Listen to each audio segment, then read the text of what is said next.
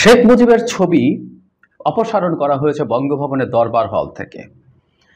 এই অপসারণের পর থেকেই অনেক আলোচনা। ইনফ্যাক্ট অপসারণের পর না, অপসারণের আগে আমাদের মনে থাকার কথা যে আমাদের সামনে এই ছবিটা এসছে, তিনজন নতুন উপদেষ্টা, জনাব মুস্তফা সরোয়ার ফারুকী, জনাব বশিরউদ্দিন আকিজ এবং মাহফুজ আলম। তারা যখন শপথ নেন তখন বড় যে ফ্রেম তাতে দেখা যায় তাদের মাথার উপরে শেখ মুজিবুর রহমানের ছবি আছে। এটা নিয়ে তীব্র আলোচনা সমালোচনা ছড়িয়ে পরে সেটা সরানো হয়েছে এবং তারপর বিএনপির যুগ্ম মহাসচিব জনাব রুহুল কবির রিজভী সেটার প্রতিবাদ করা এবং তার বক্তব্য থেকে আবার সরে আসা, সব কিছু মিলে অনেক নাটকীয় ঘটনা ঘটলো এই ছবিটা নিয়ে। এতে স্বাভাবিকভাবে আমরা অনেকে এনগেজড হয়েছি এবং এটার ইম্প্যাক্ট আলোচনা করছি। আমিও এই বিষয়ে কয়েকটা কথা একটু বলতে চাই। প্রথম যে ঘটনাটা ঘটলো, যখন তারা শপথ নিচ্ছিলেন তখন দেখা যায় মুজিবের ছবি দরবার হলে আছে, দরবার হলে থাকার কথা আমরা অনেকে হয়তো জানি। আমি একটু জানিয়ে রাখি, যে কারণে হয়তো কেউ সমালোচনা আবার শুরু করবেন সংবিধান রাখা নিয়ে, সেটাই আসছি। সংবিধান মতোই মুজিবের প্রতিকৃতি থাকার কথা। 4 ক, জাতির পিতা বঙ্গবন্ধু শেখ মুজিবুর রহমানের প্রতিকৃতি রাষ্ট্রপতি, প্রধানমন্ত্রী, স্পিকার ও প্রধান বিচারপতির কার্যালয় এবং সকল সরকারি ও আধা সরকারি অফিস, স্বায়ত্তশাসিত প্রতিষ্ঠান, সংবিধিবদ্ধ সরকারি কর্তৃপক্ষের প্রধান ও শাখা কার্যালয়, সরকারি ও বেসরকারি শিক্ষা প্রতিষ্ঠান, বিদেশে অবস্থিত বাংলাদেশের দূতাবাস ও মিশন সমূহে সংরক্ষণ ও প্রদর্শন করিতে হইবে। এটা পঞ্চদশ সংশোধনী, কুখ্যাত পঞ্চদশ সংশোধনীর কথা আমরা জানি, সেটার মাধ্যমে এটা যুক্ত করা হয়েছে। সুতরাং এটা সাংবিধানিক যে মুজিবের ছবি থাকতে হবে এবং এটা সরিয়ে ফেলা অসাংবিধানিক কাজ হয়েছে। আসবো সে জায়গায়। সুতরাং মুজিবের ছবি এতদিন ছিল এবং আমরা জানি বেশ কয়েকজন উপদেষ্টার অফিসেও মুজিবের ছবি টাঙানো ছিল। তারপর যেটা হলো, যখন প্রচুর সমালোচনা হলো তখন নতুন একসময় যিনি প্রধান উপদেষ্টার বিশেষ সহকারী ছিলেন, তিনি উপদেষ্টা হিসেবে শপথ নিয়েছেন জনাব মাহফুজ আলম। সেই ছবি সরিয়ে নিজে সেটার সামনে দাঁড়িয়ে স্ট্যাটাস দিয়েছেন যে দেরি হলেও কাজটা করা হয়েছে, মুজিবের ছবি অপসারণ করা হয়েছে। এটা নিয়ে আমাদের দুপক্ষ ডিবেটে জড়িয়ে পড়ি। বলা বাহুল্য, সরানোর পক্ষে আমাদের মতামত অনেক বেশি ছিল, আবার কেউ কেউ বলার চেষ্টা করছিলেন যে এই জিনিসগুলোকে নিয়ে এই মুহূর্তে বা এখনই এই আলাপটা সামনে আনার দরকার ছিল না এবং মুজিবকে শেখ হাসিনার চাইতে ডিটাচ করে দেখার চেষ্টা। মুজিবের কিছু ব্যাপারকে তো আলাদা করে দেখা যেতেই পারে, সেটা অন্য আলোচনা, সেটা পরে আসছি। সেটা না করে এই অ্যাগ্রেসিভ অ্যাটিটিউডগুলো দরকার ছিল না। কেউ কেউ বলছেন পঞ্চদশ সংশোধনী যেহেতু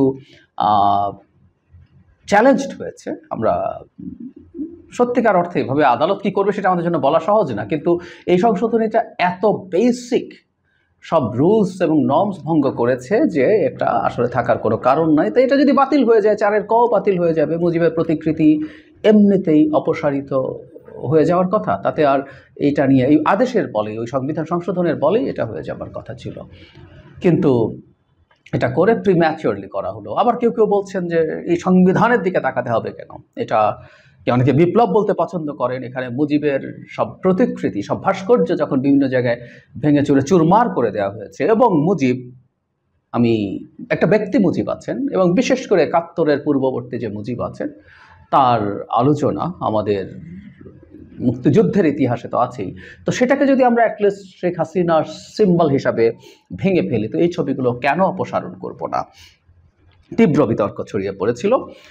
প্রাথমিকভাবে জনাব রুহুল কবির রিজভী সমালোচনা করেছেন। তিনি সমালোচনা করে এমনকি এটাও বলেছেন 1975 সালের 15ই আগস্টের পর খন্দকার মুশতাক বঙ্গভবন থেকে শেখ মুজিবের ছবি নামিয়ে দিয়েছিল, কিন্তু জিয়াউর রহমান রাষ্ট্রপতি হওয়ার পর তিনি আবার শেখ মুজিবের ছবি পুনঃস্থাপন করেছিলেন। উনি বলছেন, আজকে আমি খবরে পড়েছি বঙ্গভবন থেকে শেখ মুজিবের ছবি নামানো হয়েছে। দেখুন, সময় তো সবসময় একরকম যায় না, ইতিহাসে যার যতটুকু অবদান সেটা থাক। আমরা স্বাধীনতার পর শেখ মুজিবুর রহমানের অনেক অন্যায় ও দুঃশাসন দেখেছি, তারপরও তো সেটা ছিল, তার ছবিটা ছিল। আমি মনে করি তার ছবিটা নামিয়ে ফেলা উচিত হয়নি। কিন্তু এখানে কিন্তু কতগুলো গুরুত্বপূর্ণ কথা রিজভী সাহেব বলছেন। আমাদের জাতীয় জীবন ও জাতীয় ইতিহাসের আন্দোলনে তার যতটুকু অবদান স্বীকার করা হোক। আমরা আওয়ামী লীগের মতো সংকীর্ণ নই, আমরা ছোট মনের নই, সেই জন্য বলছি শেখ মুজিবের ছবি নামানো উচিত হয়নি। বলা বাহুল্য, এরপর অনেকে তীব্র ক্ষোভে ফেটে পড়েন যে এই বিদ্যমান বাস্তবতায় দাঁড়িয়ে তার এই ধরনের মন্তব্য, এবং এটাকে কেউ কেউ আওয়ামী পুনর্বাসন হিসাবে ট্যাগ করতে চেয়েছেন। আমি তার বক্তব্য তো পুরোটা পড়লাম এই কারণে, তার বক্তব্যের মধ্যে মূল স্পিরিটটা হয়তো আমরা ধরতে পারবো। তিনি আওয়ামী লীগ পুনর্বাসন করবেন সেটাকে এইভাবে দেখা ঠিক না, যদিও নানা জায়গা থেকে এখন বিএনপি এবং আওয়ামী লীগকে একসাথে যুক্ত করে স্টিগমাটাইজ করার চেষ্টা করা হচ্ছে, ফলে খুব স্বাভাবিকভাবে খুব দ্রুত জনাব রিজভী তার অবস্থান থেকে সরে এসে তিনি সেটার জন্য ভুল স্বীকার করেছেন, এবং যেভাবে গায়ের জোরে এটা করা হয়েছে, ইয়াস ইট ইজ রাইট, যে পঞ্চদশ সংশোধনী একটা অত্যন্ত অন্যায় সংবিধান সংশোধনী, সেটার মাধ্যমে অন্তর্ভুক্ত হয়েছিল সেটাকে উল্লেখ করেছেন, এবং সেই কারণেই এটার বিরোধিতা তিনি করছেন। ফলে আমরা বলতে পারি যে এক্সিস্টিং যে জনমত সেটার বিরুদ্ধে বিএনপি গেল না। তারও আগে এই প্রশ্ন কেউ করতেই পারেন যে জনাব রুহুল কবির রিজভী যে বক্তব্য দিয়েছেন সেটা অফিসিয়াল স্ট্যান্স ছিল কিনা। যদি অফিসিয়াল স্ট্যান্স থেকে থাকে এবং পরে সেটা থেকে সরে আসা হয়, নাকি তার ব্যক্তিগত ব্যাপার, অনেকগুলো যদি কিন্তু আছে। কিন্তু আমরা সাম্প্রতিক সময়ের একটা ব্যাকগ্রাউন্ড একটু মাথায় রাখলে সম্ভবত এই অবস্থানটারও কিছু ব্যাখ্যা আমরা করতে পারবো। আমরা খেয়াল করেছি, এবং আমি আগেও বলেছি, রাষ্ট্রপতি ইস্যুতে ছাত্ররা এবং ছাত্রদের সাথে কিছু দল যুক্ত হয়েছে যে রাষ্ট্রপতিকে এখনই চলে যেতে হবে।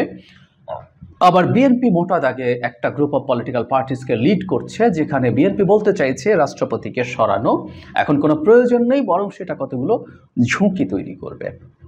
ফলে এই যে একটা কনফ্রন্টেশন ছিল, এবং শুধু সেটা ওই জায়গায় থেমে নেই। আমি খেয়াল করেছি এই ইস্যু নিয়ে দুটো গ্রুপের মধ্যে যখন সংঘাত তৈরি হয়েছে, দ্বিমত তৈরি হয়েছে, তখন বিভিন্ন রিপোর্টে ছাত্র সমন্বয়করা কথা বলছেন, এবং সেই সমন্বয়করা বিএনপিকে ব্লেম করছেন, তাদের যে এটা ভালোভাবে নেন নাই সেটা হয়েছে। সুতরাং সংঘাতটা আসলে শেষ হয়ে যায়নি, তারা এক ধরনের মুখোমুখি অবস্থানে আসলে আছেন।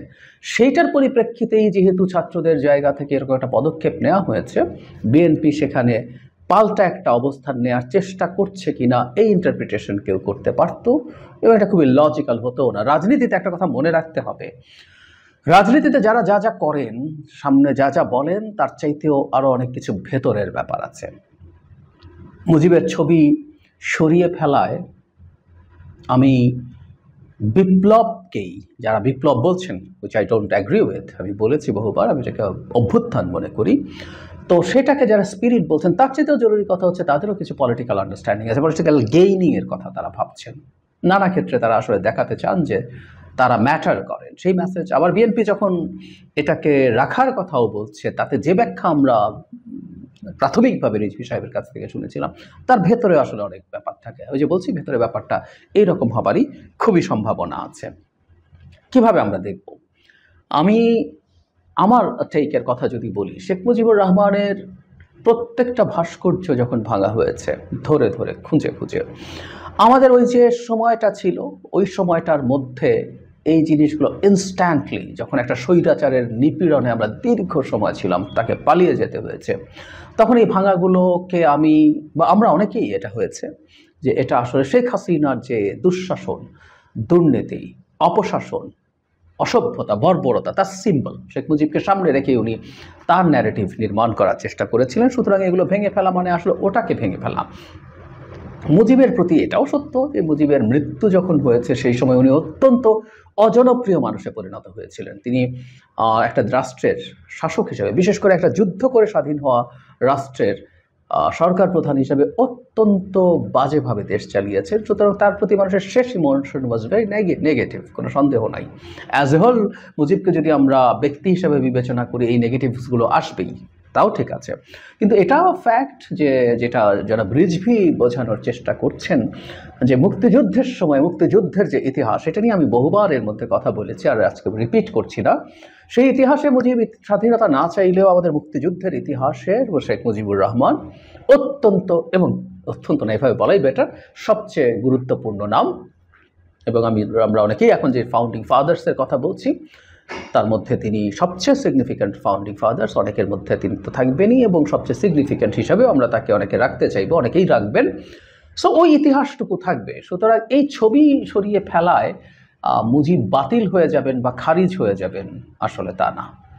কিন্তু এই ছবি সরিয়ে ফেলায় বরং এই আলাপটা আসলে যেটা হয়েছিল যে এই মুহূর্তে অন্তত শেখ মুজিবুর রহমান এবং বিশেষ করে শেখ হাসিনা তার বাবাকে যেভাবে ব্যবহার করেছেন, সেই ব্যবহারের যে রিয়াকশন আমরা সেটা হিসেবেই দেখতে পারি। কারণ আমি দেখেছি, আমি ব্যক্তিগতভাবে যখন কথা বলেছি ছবি নিয়ে অনেকেই প্রশ্ন তুলেছেন। সুতরাং জনগণের যে ইমোশন আছে, জনগণের যে আবেগ আছে, চাওয়া আছে, সেটা পূর্ণ হলো, এটা নট ব্যাড।